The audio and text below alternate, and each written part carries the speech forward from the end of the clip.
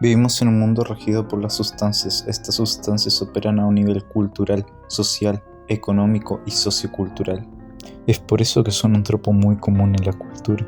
El filósofo y sociólogo español Antonio Scolari diría, sin falta de razón, que la droga es una sustancia que altera la percepción, pero lo que la convierte en un problema no es la sustancia en sí, sino la cultura. En tiempos modernos, determinados por nuestra sociedad de consumo, no vemos a las sustancias psicoactivas como lo que son, químicos que imitan o inhiben neurotransmisores, sino más bien la vemos bajo la lupa de la propaganda política, la satanización y la mitificación en las que se han visto envueltas, cuando una narrativa elimina todo aquello que no coincide exactamente con ella misma, casi como un dogma, estigmatizando así al drogodependiente y en algunos casos al tóxico-dependiente.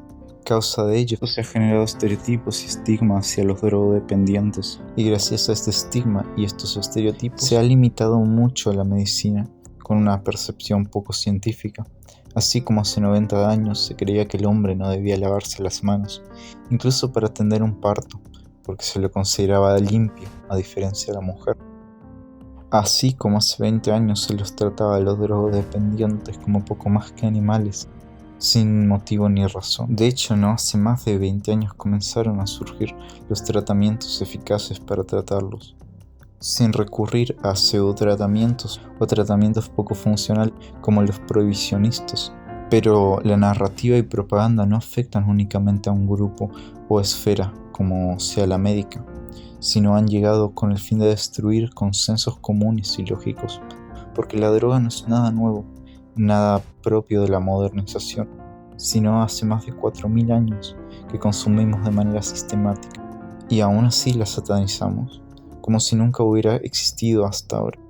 Esta privación del contexto no es más que la dicotomía de esta narrativa. Justamente esta narrativa tiene un objetivo múltiple, que consiste en generar distancia social, usando el hecho de satanizar la droga para satanizar a sus consumidores, debidamente estereotipándola con grupos más vulnerables, haciendo que se asocie su uso, anteriormente planteado como algo inmoral, física y lógicamente mal, con grupos étnicos. Esta distancia social, como se ha demostrado históricamente, se usa para justificar emocionalmente, como justificador de acciones que no se darían en un contexto óptimo donde percibimos a los demás como iguales. Y no es solo con el fin de promulgar leyes, estatutos y de control para estos grupos, que también funcionan para legitimizar la expansión del Estado. Y sí, es por eso que las narrativas siempre son reaccionistas y no proactivas, autoritarias y no reflexivas.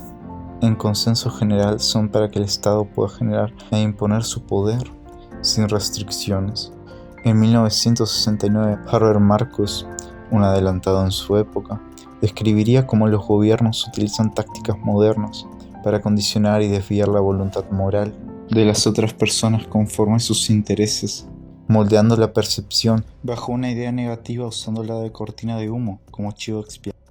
Y ni siquiera 2 años habían pasado desde aquella descripción, cuando Richard Nixon, usando estas tácticas, declaró su guerra contra las drogas, con el fin de enmascarar su ineficacia y los problemas que le traía la constante guerra con Vietnam, mitificando y satanizando la droga, relacionándola con sus opositores, en cualquier sentido, para ridiculizarlos y no plantear más que leyes y políticas absurdas, poco más que cosméticas, pues desde ese día jamás se le ha relacionado una de sus políticas con la disminución de crímenes relacionados con las drogas. Jamás ha bajado significativamente la cantidad de consumidores. Años después, todo esto sería considerado una guerra cognitiva. Por suerte, la ventana de Overton en la última década se ha abierto, permitiendo más consideración y un sentido más racional y de empatía hacia nuestros iguales.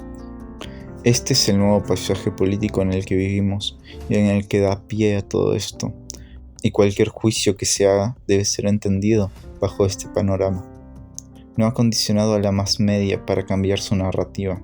Ellos siguen vendiendo una narrativa conveniente para esta suplantación de sentido común. También, todo se ha dicho, poco útiles en el sentido de las drogas, Algo a destacar es que mientras más se avanza en la razón del control del uso de las drogas, más se avanza para mantener el status quo, por decir algo, cuando fue de público conocimiento lo perjudicial que era el alcohol. El marketing no dudó en ofrecer una nueva narrativa, pero claramente falsa, basada en engaños y relatos prefabricados, proponiendo un consumo saludable, una idea irreal e ilegítima, o que el vino contenía resveratrol y que por ello era saludable, ignorando el hecho que la uva contiene resveratrol y que no es necesario ingerir vino para obtener las cualidades antioxidantes. ¡Ay, pero qué idiota! Y ahora quiero hacer un punto y aparte que hasta ahora solo he dado un contexto general de la situación con las sustancias y su presencia en la sociedad, pero creo que es hora de introducirnos a la política, sociología y criminalidad más compleja, que abarca de una forma algo general también, pues cubrir todos los matices, entiéndase, sería algo completamente imposible para un solo video, y creo que para una docena también. Hasta ahora he descrito la situación, y no he dicho desde cuándo ni por qué sucede. Y no es desde Nixon que esta perspectiva se comienza a aislar. Antes, inclusive hace 100 años, en China ya se amenazaba, torturaba y mataba a los drogodependientes del opio o a los consumidores casuales, ya que no se tenía una forma de medir quién era drogodependiente y quién era consumidor casual. De hecho, tampoco se buscaba una razón, solo China lo hizo porque pensaba que los drogodependientes o consumidores de opio debilitaban su imperio. E incluso antes, que empezó con una idea católica, al considerar las sustancias desconocidas un posible peligro. De hecho, probablemente todo esto se debe al miedo racional fundado hacia lo desconocido del ser humano, pero con actores irracionales. E inclusive esto explicaría posteriormente técnicas de disuasión y dispersión social, pues separar a los grupos en drogadictos o no drogadictos es una herramienta política bastante buena para un discurso negacionista, para un discurso que se maneja entre el miedo y el control. Desde Asia, Europa y América se ha dispersado cual plaga el uso de la droga como enemigo, implementando modelos médicos y legales de control social. Mayor ejemplo, Estados Unidos, con sus leyes autoritarias e irracionales, como la ley SCA, que utilizaba un criterio político y no científico para dividir la droga a niveles de peligro, siendo el 1 el máximo y 4 el más bajo, razón por la que ningún otro país o sistema serio lo utilizó, y el MCDA, que es la métrica más aceptada para medir la peligrosidad de las sustancias. Prácticamente se opone antagónicamente al SCA. Todo este proceso resulta lógico al saber que el poder económico de las drogas es uno de sus puntos más fuertes. Y para muestra, un par de datos. En su conjunto, tanto ilegales como ilegales, generan casi del 3.6% del PBI del planeta Tierra, el equivalente a 3 billones de dólares, que serían suficientes para comprar y compran países. Es importante revisar el por qué se criminaliza a los grupos relacionados con la droga. Si mueven la economía, más bien se aceptan sus crímenes como parte de la economía. Una economía hecha de sangre, y se los margina para mover la rueda económica, haciendo así realmente una bestia de Ouroboros. Según la teoría del narcotráfico y la pobreza urbana, es necesario atraer nuevos vacantes o nuevos talentos mediante la falta de oportunidades legítimas. Personas que sin estas oportunidades se encasillan vendiendo o traficando droga como medio de salida, un camino completamente preestablecido. Es necesario vulnerabilizarnos.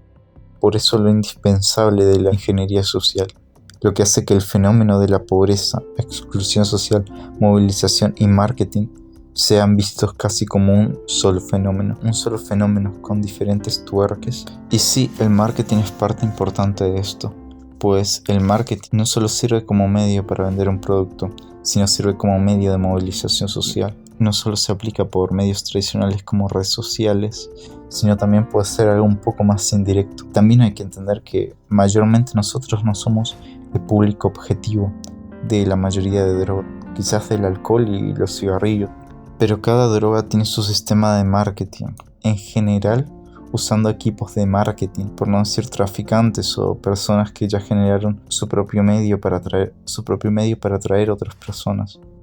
Y así podría seguir, pero si empiezo también con cada tipo de marketing aplicado a cada tipo de droga, porque cada droga tiene su propio marketing, sería completamente imposible también abarcarlo, por lo que es importante quedarse con la idea de que cada droga tiene su forma de llegar a su público objetivo. Incluso el hecho de que la droga sea satanizada y sea más bien un, entre comillas, nicho, pues las personas, aunque sean consumidores no habituales, pueden sentirse estigmatizados y recurrir a la droga como forma de identidad. Otro operativo del marketing son las campañas de educación, campañas infantiles, sosas y simples, cuyo objetivo es a su vez dar una idea vaga y estúpida, todo para fabricar consenso y miedo, que a su vez fabrica la narrativa y que a su vez fabrica una bomba de humo perfecta para otros problemas, y más en esta sociedad tan polarizada. Otro tópico importantísimo de las drogas es la falsa ilegalidad. Como digo, ¿qué tan perseguido puede ser si en uno de los países que más dice que se le persigue se producen más de 210 toneladas anuales de ese algo? Estigmatización indirecta, por cierto. La respuesta típica es que no es ilegal, o más bien entramos en un terreno mucho grises, pues prácticamente cada país tiene su situación única con las sustancias. Pero en muchos de estos que se dice que es ilegal, no es realmente, sino más bien es una especie de engaño diseñado y sistematizado. Pues en México, por dar un ejemplo, como mencionaría el libro Narco, la guerra fallida, que explica cómo es México el que mantiene su propio narco y lo usa como su segunda mano armada, que es un libro de ciencia política muy interesante. Y otros estados varían entre que la legalización distribuiría el poder, el dinero y la narrativa. Algo similar, pero un poco menos grave de lo que pasa en Venezuela. Y también se mencionan los problemas inherentes al humano y su organización, o que el narco y el Estado son del mismo sistema, y casos ya excepcionales como el de Colombia, donde históricamente el narco y el Estado se enfrentan constantemente. Y evidentemente los que mantienen este bullo son los drogodependientes. Un drogodependiente o adicto puede mover más de 4 veces el dinero que mueve un consumidor casual. Gran cantidad de casos, mucho más. Y es un grupo tan diverso, atrapado por guerras, violencia, pobreza, marketing. Un grupo atravesado por tantos contextos y tan diverso, con tantas escalas de grises, que hacer más que generalizar y especular me sería imposible, como en los puestos anteriores, por lo que tómeme la palabra como un supuesto. Y cada subgrupo de estos se debería tratar de manera completamente diferente, pero en líneas generales es importante combatir su adicción, ayudarlos a salir de ahí, pues combatir a la adicción es combatir al narco, y combatir contra el narco es combatir contra múltiples estados dictatoriales. Lastimosamente, debido a la tardía respuesta médica y casi nula respuesta educativa, es difícil tratar con ellos, pero en el panorama actual, pese a haber más y mucho mejores formas, sigue habiendo problemas. En la Argentina, por ejemplo, la falta de homogeneidad es obvia en las terapias psicológicas, pese a que la Cedrona, que es la entidad más conocida e implicada en estos casos, tenga sus métodos universales y algunas variantes. Existen otros, tanto públicos como privados, que tienen sus métodos, a veces funcionales y otras veces no. Lo mismo con la Cedrona, que pese a tener métodos universales, su eficacia varía, y esta bipolaridad es sumamente negativa para los drogodependientes, para la sociedad y para el mundo en general, pues si no se los trata correctamente, volverán a caer. Y eso lo único que provocaría es que con otros fenómenos, de hecho, acá en Argentina, en Mar del Plata, es bastante conocido el caso del pastor Roberto Tagliabue, quien con su organización cristiana ofrecía ayuda a los drogodependientes en la teoría, y en la práctica ocupaba su mano de obra gratuita para apoyar sus propios emprendimientos. Y ni hablar de los anexos en México, que muchas veces están para reclutar a sus ahora lejanos drogodependientes, trabajando directamente con el narco, acto completamente horrible pero entendible para un sistema que los quiere mantener. Como dije, combatir a los drogodependientes, combatir al narco y el sistema que los vulnera, y el sistema que... Si interesa, dejaré literatura pertinente a este tema en la descripción.